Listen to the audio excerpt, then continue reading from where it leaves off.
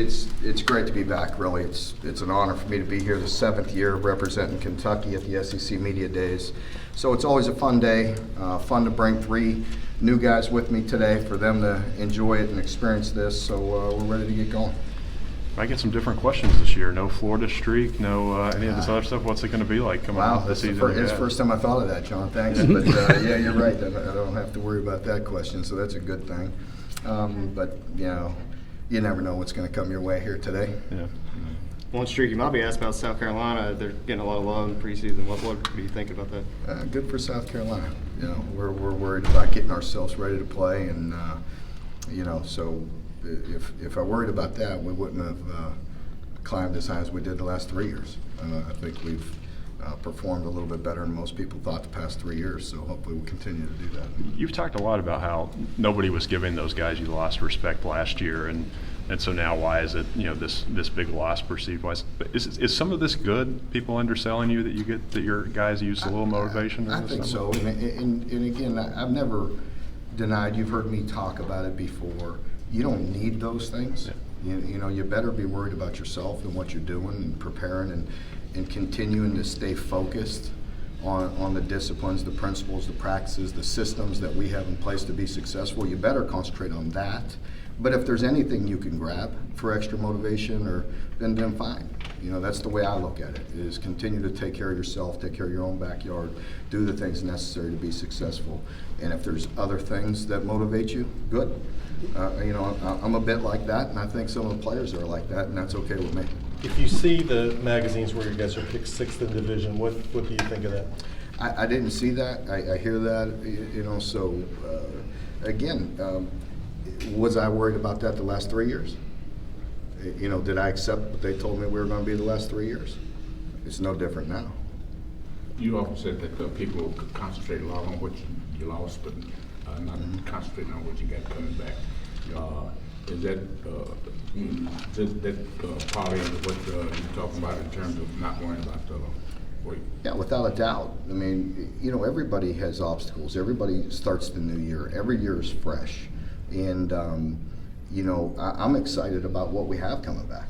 We have a quarterback that won 10 games, who was a first-year starter in the SEC. We have quality running backs to fill big shoes in Benny Snell. Our receivers are getting better. Defensively, you always want to start up the middle. And we're as solid as since I've been there, up the middle with the 3 interior guys, the depth we have there. Inside linebacker, we're as deep and as talented as we've been since I've been here. And we have some safeties and nickels with experience. So through the middle of our defense, we're solid. We know we have some inexperience to make up on the corners. Mark, what about Lynn Bowden? What are you looking for from him this year? Lynn, I'm just looking for him to take another step. That's why he's here.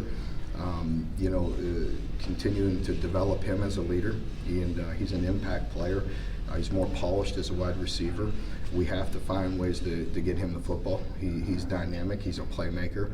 He changes the digits on the scoreboard. So we got to make sure we find ways to get him the ball. Do you think with all the attention, obviously with Benny accomplished and all the other guys, Josh and the other guys on the other side, that the steps he took forward last year maybe got lost a little bit, or maybe not got all the attention they deserved? I agree with that. I think that's fair to say. Because we had some guys with some national recognition, right.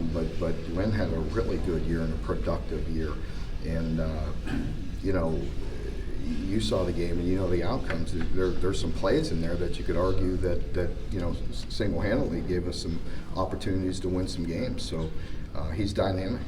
What does Landon Young's return mean to this team, and overall thoughts on the offensive line? Yeah, very, very excited about Landon coming back. Obviously, he's a guy that used that year to the best that he could. Obviously we missed having him out there, but I promise you, he's bigger, stronger. He's worked really hard, physically. So he looks great, and he's very healthy. Our offensive line, I don't think we're going to miss a beat. Still have spring I think we constantly harp on depth, as you know. We play a lot of offensive linemen, so we have a lot of confidence in that group. I said throughout the spring, from you and your coaches and some of the players too, we heard the word smart several times. Talk about the intelligence of your football team. Well, I think you're obviously constantly trying to make sure they're tuned in to the situations. It's almost impossible for us to create all the different scenarios that are going to happen throughout the year. So we constantly want them to be in tune with their football IQ and know the situation of the game and understand that. And that's part of the reason why we put ourselves in a position to win 10 games, and we want to continue to build on that. Why did y'all put in a waiver for Xavier Peters? Do you have an update on his eligibility? I don't have any update on that at all. I'm not sure when we'll get a response back on that. How did you and Sawyer get connected? And what's he going to bring to the team? Well, he brings us some experience. He's a guy that has played. He's played in big games. He has some experience. We needed that with the transfer portal the way it is. It was good to get him on campus. Obviously, Xavier is a guy you have a lot of experience with as a recruit before. What's up, Derek? What up, buddy? How you doing, buddy? I'll see you in the rotation. All right, I'll see you soon. Obviously, Xavier's a guy you had experience with as a recruit. He's committed to you for a while. Yeah. Whenever he's eligible to play, what can he bring to that defense? Yeah, when he's eligible, we'll see. I mean, I haven't had the opportunity to coach him yet. I promise you, he looks the part. Yeah. He still looks. He looks better even than he did coming out of high school. He's a physical guy, very athletic. We're excited to have him. Hopefully, we'll have the ability to play him this year, but we will see. What are you expecting at the running back unit? I expect a very productive unit. Benny Snell is big shoes to fill. We all know that. I think, what we've talked about it, but it's probably undervalued with Benny, was his attitude and his heartbeat and just his competitive nature. We have to make sure somebody fills that void. Talent-wise, I think we have very, very good players there. AJ brings a different dynamic. He definitely has great top-end speed. Cavassier Smoke is a different guy. Chris Rodriguez. We have some real talented guys there, and we're excited about that. Mark, it seems like every coach here this week is talking about something new facility, stadium work, something they've done in Kentucky as well. How important has that commitment been in recruiting? Well, it's if you're covering the league, that there's nobody in this league that's interested in going backwards, and everybody's constantly pushing and finding new opportunities. And I think one of the best things we do in this league is we all really try to focus and reinvest back in our athletes and do something to help them have a better college experience, put them in a position to be successful after football, whenever that's done, whether it's after college or a pro, to give them the tools and the resources to be successful in life. What kind of work have you gotten back with some workouts with new guys? Well, very good. We're allowed to be down there and watch them and watch them work out, and they look very good. They look very strong. Our players will tell you right from the get-go, right from the beginning of summer, it was turned up another notch. And you've heard me talk about that in years past, our capacity to handle more, and that's just what we try to do. We constantly try to increase and put more on them, more volume. The more mature they get, the more developed our program is, the more you could do things like that.